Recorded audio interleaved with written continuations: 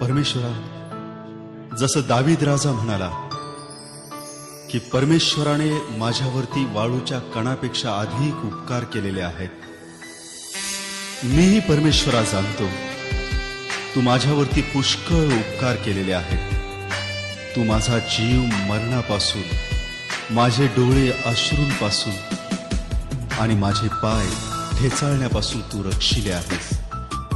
तुझे अनंत उपकार माझ्या जीवनावरती आहेत, म्हणून माझा प्रत्येक श्वास तुझे उपकार स्मरण करेल. उपकार तुझे कसे विसरू मी, उपकार तुझे कसे विसरू मी, उपकार तुझे कसे विसरू मी, उपकार तुझे कसे विसरू मी. येशू माझ्या जीवनाचा उंचगड तारणारा, येशू माझ्या जीवनाचा उंचगड तारणारा. उपकार तुझे कसे विसरू मी, उपकार तुझे कसे विसरू मी.